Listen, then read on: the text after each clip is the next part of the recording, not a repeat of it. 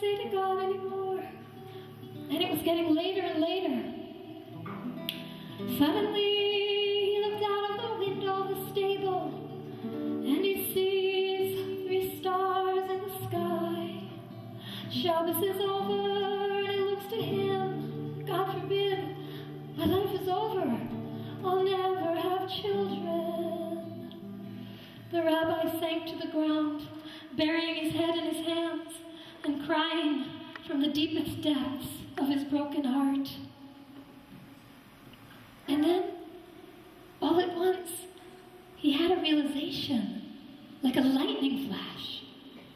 He thought, well, yes, it's true that people like the Kaznitzer Maggid and the Schwartzer Wolf are so holy and close to God, but he'd forgotten the one, the only one, on whom he should really rely. He fell to the ground again, sobbing, but this time, he was crying out to the one God, the one who is above everyone and everything else. And he said, Master of the world, please, you're the only one who can help me. Have mercy. Don't let me die without children. At that moment, he felt the softest touch on his head. He looked up and it was the Schwartzer Wolf, shining like the high priest on Yom Kippur. And he said to him, my dearest, sweetest friend, my wife and I would be so honored if you'd join us for Sudah Shlishit, for the 3rd meal. And if the Rabbi of Chancellor ever imagined what the holy basin Mikdash would look like, the house of the Schwartzer Wolf was even more radiant. And the wife of the Schwartzer Wolf, who looked so ugly yesterday, she was so exquisitely beautiful. And the children, it goes without saying, they were all little high priests. The Schwartzer Wolf looked at him and said, I know what you came for, and I bless you to have a son. I have only one request, that you call him Schwartzer Wolf after me. And the rabbi thought to himself, but you're still alive. How can I call my son after you when you're still... But the awe was too great. There was no time to ask. They made Havdalah, and the rabbi went home to his wife, and he said to her, God is truly merciful. I got the blessing from the Schwartzer Wolf.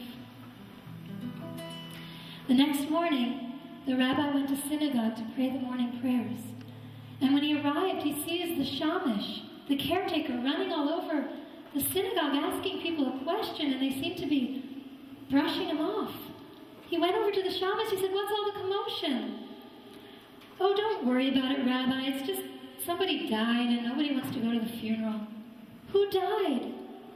Oh, just that dirty old woodchopper who lives in the forest. Schwartzer Wolf, the holy of holies, the deepest of the deep, the most precious, the most precious. Nobody wants to go to the funeral. He ran up to the bima and he cried out from the deepest depths of his heart. He said, Yidden, do you know who he was? He was Mamish, the head of the 36 Tzaddikim, the holiest person of our generation. And we never spoke to him. We never invited him for Shabbos. We laughed at him. The least we can do is accompany him to his final resting place. The next day, the whole city turned out for the funeral of the holy Schwartzer Wolf. And when, 9 months later, the rabbi and his wife gave birth to a beautiful baby boy, they kept their word and called him after the hidden tzaddik.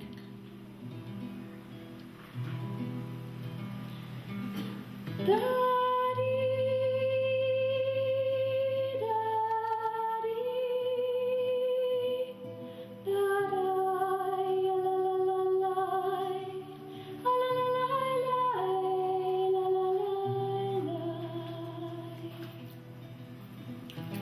So my friends, never forget that you can always call out to the one God for anything and for everything that you ever need.